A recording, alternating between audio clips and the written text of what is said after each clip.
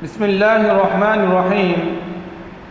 আমরা এখন এমন একটি অত্যন্ত গুরুত্বপূর্ণ মাসালা শুনব, যে মাসালাগুলো না জানার কারণে অনেক মানুষের গুরুত্বপূর্ণ ইবাদত নামাজগুলো কাজা করে দিচ্ছে।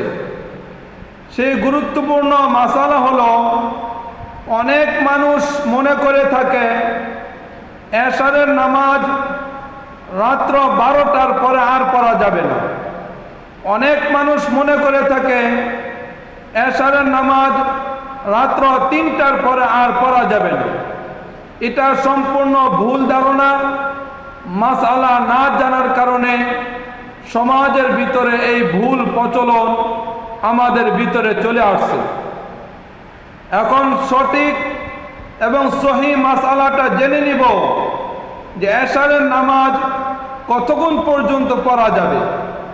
এশারের নামাজের রক্ত শুরু হওয়া থেকে নিয়ে কতক্ষণ পর্যন্ত এশারের নামাজ রক্ত বাকি থাকে, তা এখন মনোযোগ সহকারে আমরা শুনে নেব।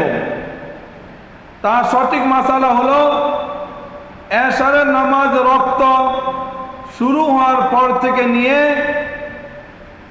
ফজরের নামাজের রক্ত হওয়ার আগ পর্যন্ত এশারের নামাজ আদায় করা যাবে। কিন্তু কিতাবের ভিতরে আসছে এশার নামাজের রক্ত শুরু হওয়ার পর থেকে নিয়ে ফজরের রক্ত হওয়ার আগ পর্যন্ত ইয়ার ভিতর 3টা স্তর আছে।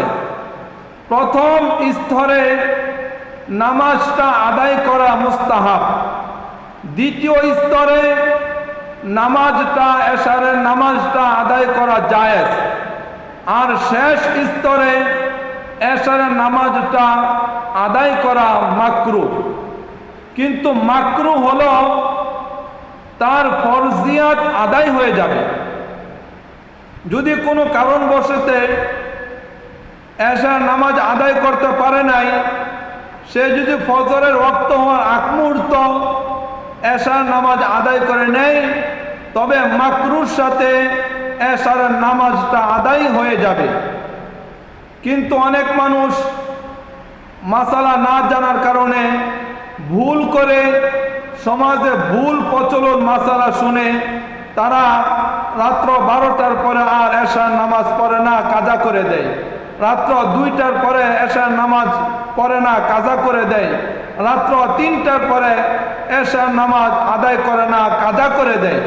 সেজন্য এই মাসালাটা আমরা নিজেরাও জানলাম, পরিবার পরিজন সকলকে আমরা এই মাসালাটা জানায় দেব যে এশার নামাজের ওয়াক্ত শুরু হওয়া থেকে নিয়ে ফজরের নামাজের ওয়াক্ত হওয়ার আগ পর্যন্ত এশার নামাজ আদায় করা যায়। আল্লাহ তাআলা আমাদের সকলকে নামাজের মতন গুরুত্বপূর্ণ ইবাদত, নামাজ যেরকম ফরজ, নামাজের মাসআলা জানা ফরজ, সেজন্য সঠিক মাসআলাগুলো জেনে আমল করার তৌফিক দান করুন।